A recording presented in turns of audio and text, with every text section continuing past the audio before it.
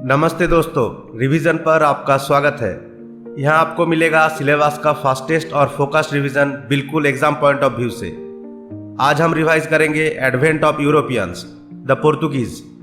ये topic exams के लिए काफ़ी इंपॉर्टेंट है और इससे रिलेटेड सवाल अक्सर आते हैं। तो बिना टाइम वेस्ट किए चलिए शुरू करते हैं।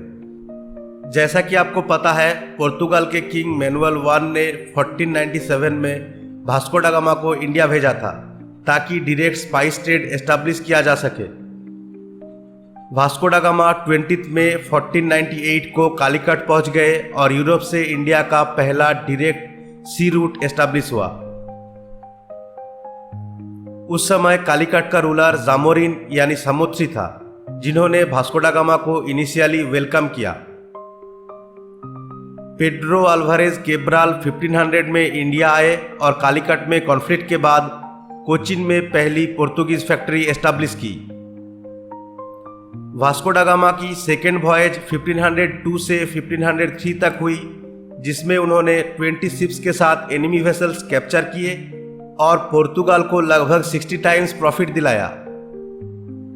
1503 में कोचिन में फोर्ट मैनुअल बनाया गया, जो इंडिया का पहला यूरोपियन फोर्ट था।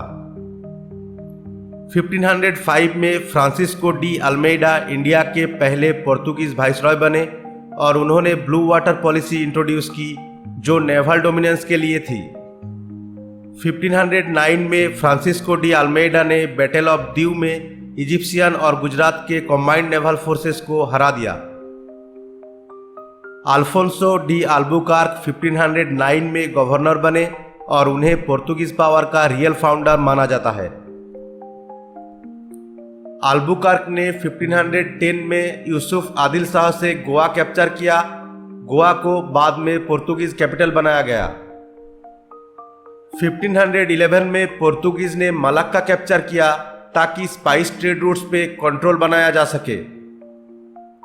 1515 में पोर्तुगीज ने हॉर्मुज कैप्चर किया, जिससे उन्होंने पर्शियन गल्फ ट्रेड डोमिनेट कर लिया।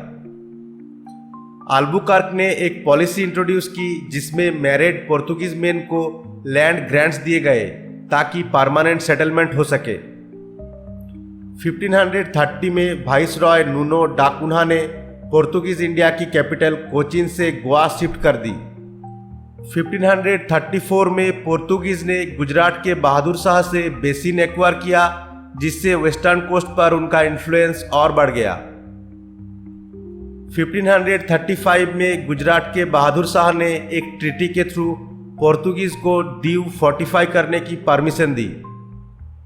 1542 में Jesuit missionary Saint Francis Xavier Goa आए और उन्होंने एक्सटेंसिव मिशनरी वर्क स्टार्ट किया।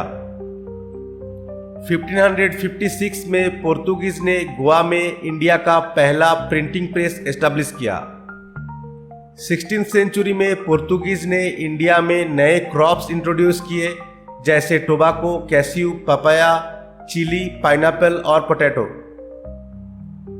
पोर्तुगीज ने कार्टाज सिस्टम इंट्रोड्यूस किया, जिसमें इंडियन ओशन ट्रेड को रेगुलेट करने के लिए शिप्स को नेवल पासेस लेना जरूरी था। अगर आपको वीडियो यूजफुल लग रहा है तो वीडियो को लाइक और चैनल को सब्सक्राइब जरूर करिए, ताकि हमें पता चले कि ये कंटेंट आपके रिवीजन और प्रिपरेशन के काम आ रहा है। सेंट फ्रांसिस जेवियर के मॉर्टल रिमेन्स आज भी गोवा के बेसिलिका ऑफ बोम जेसस में प्रिजर्व्ड है, जो 1605 में बनाई गई थी।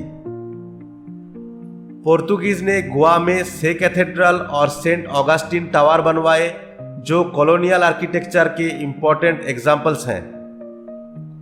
किंगडम ऑफ कोचिन ने पोर्तुगीज के साथ अलायंस बनाई थी ताकि जामोरिन ऑफ कालीकट का अपोज कर सके। 16th और 17th सेंचुरीज में पोर्तुगीज यूरोप को स्पाइसेस एक्सपोर्ट करते थे, जैसे पीपर, कार्डामोम और सिनामोन। कोचिन में सेंट फ्रांसिस चर्च 1503 में बनाई गई, जो इंडिया की ओल्डेस्ट यूरोपियन चर्च है। पोर्तुगीज 16th सेंचुरी में इंडिया में यूरोपियन मिलिट्री टेक्निक्स लाए, जैसे नेवल आर्टिलरी और फायर आर्म्स। 17th सेंचुरी में डच ने पोर्तुगीज के कई सेटलमेंट्स कैप्चर किए, जिससे उनकी डोमिनेंस वीक हो गई। पोर्तुगीज ने 1641 में मलाक्का और 1658 में कोलंबो डच को खो दिया और इससे इंडिया में उनका डिक्लाइन शुरू हुआ। गोवा पोर्तुगीज कॉलोनी के रूप में 19 दिसंबर 1961 तक रही। उस दिन इसे इंडिया में एनेक्स कर लिया गया। आज भी गोवा में पोर्तुगीज आर्किटेक्चर, कल्चर और क्विजीन का इन्फ्लुएंस दिखता है।